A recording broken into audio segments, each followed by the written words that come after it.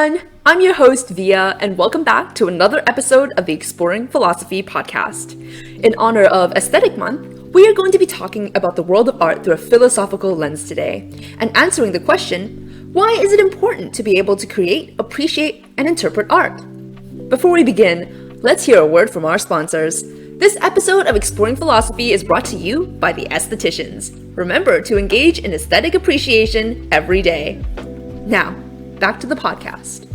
Let us first begin by examining what benefits creating art does for an individual. German philosopher Immanuel Kant defined artistic genius as an innate capacity to produce works of exemplary originality through the free play of the imagination, a process which does not consist in following rules, can neither be learned nor taught, and is mysterious even to the geniuses themselves. Kant's praise of creativity being a sort of genius is not unfounded, as there is little that shapes the human experience as profoundly and as pervasively as creativity. Creativity drives progress in every human endeavor, from the arts to the sciences, business, and technology. Creating artwork breeds this creativity and allows one to gain the skills necessary to progress in other areas of life as well. As creativity is the vehicle of self-expression and part of what makes us who we are, making art also allows us to indulge in communicating our ideas through inventive mediums whilst discovering who we are as people. This aspect of expression and communication was especially important to John Dewey, who, in his book Art as Experience, wrote that art should enable us to share vividly and deeply in meanings to which we had been dumb. According to Dewey, art's power to communicate is more universal than language itself, going as far as to say that art is the cause of our common language and social values. In the midst of this self-improvement and expression, we become lost in the artwork, whisked away by the beauty of our own creation. 19th century philosopher Arthur Schopenhauer stressed that the greatest artists are distinguished not only by the technical skill they employ in the production of art, but also by the capacity to quote-unquote lose themselves in the experience of what is beautiful and sublime. Creating art allows the creator to unwind, becoming lost in a world of creativity. In essence, the creation of art allows one to hone their creativity, communicate their ideas with a widespread audience, and unwind from the pressures of life. From a psychological perspective, such traits of creating artwork is fantastic for one's mental health.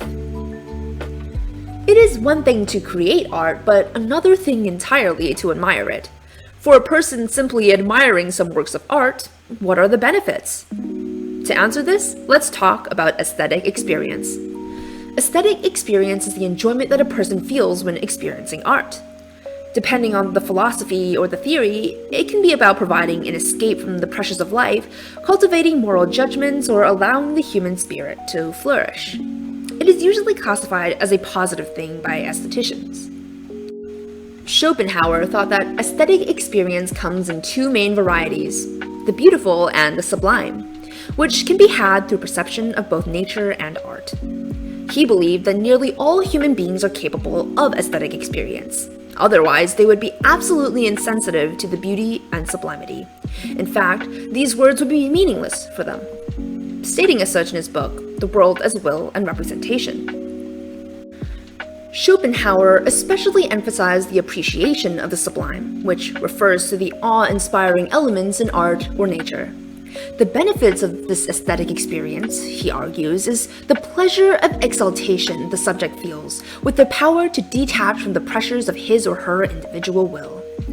The sublime plays a big role in Schopenhauer's theory of tragedy and his solution to the rationality problem of tragedy, which asks how we can rationally take pleasure in witnessing terrible things, like horror and tragedy movies, and feeling unpleasant emotions, like fear and sadness.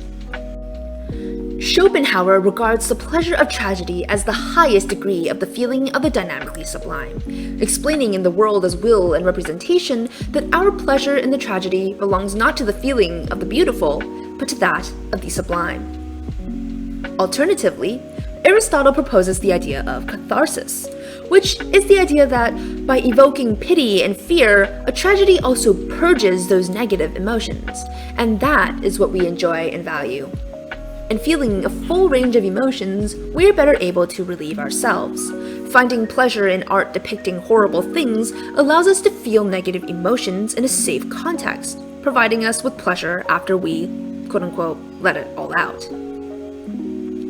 Whichever the case, it seems to be agreed upon that the admiration of art is a pleasurable experience, allowing one to feel the exaltation of detaching from reality and purging one's negative emotions through witnessing tragedy. With the admiration of art, one cannot help but wonder whether a work has a deeper meaning. Such a contemplation leads one to question, what benefits does interpreting artwork do for an individual? Art appreciation is extremely relevant for many reasons, but John Dewey emphasized one aspect of it in particular: art's ability to communicate. Analyzation of artwork allows us to look past what meets the eye and open our mind to the views of others. This not only encourages us to think deeply and critically, it also allows us to become more open-minded individuals, capable of listening and understanding the ideas of others. Art appreciation helps open up the mindset of the people by listening to different perspectives and views as well as interpretations of the art. It encourages thoughtful conversation and the understanding that there is more than one approach to everything. According to John Dewey, in an excerpt from his book Art as Experience, every art communicates, as communication is the process of creating participation, of making common what had been isolated and singular. To truly understand an artwork, an admirer must participate in this process of communication by trying to interpret the work's message. Being able to interpret an artwork can be, at times, even more gratifying than simply admiring its aesthetic qualities, as, quote, part of the miracle it achieves is that, in being communicated, the conveyance of meaning gives body and definiteness to the experience of the one who utters, as well as to that of those who listen, end quote. In other words, being able to interpret artwork allows the admirer to gain just as much meaning from the artwork as the creator, effectively completing the communication process of art. So, based on how art can benefit the individual, what can be inferred about how creating, appreciating, and interpreting art could benefit society? Well, the creativity within individuals bred through the creation of art can lead to a society of people who are in touch with their inner creator. This builds a society of creative thinkers who can drive much progress, not just in the arts. Both Kant and Schopenhauer greatly valued creativity and believed it to be a valuable human trait. The appreciation of art, on the other hand, whilst providing pleasure to the individual, can also create a sense of community when many people enjoy the same piece or type of artwork. Think about the Harry Potter fandom or classical music fanatics, for instance.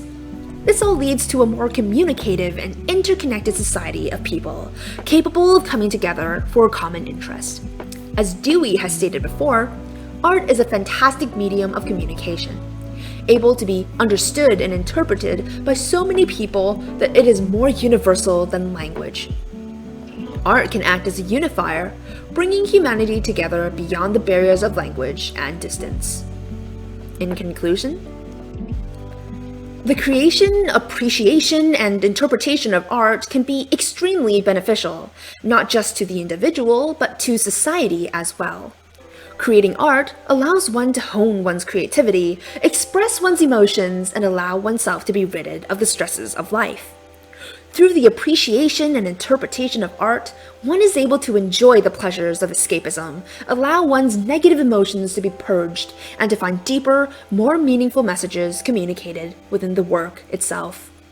This leads to a more creative, communicative, and open-minded society united under a common love of art.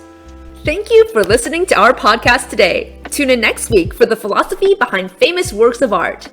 We'll see you soon.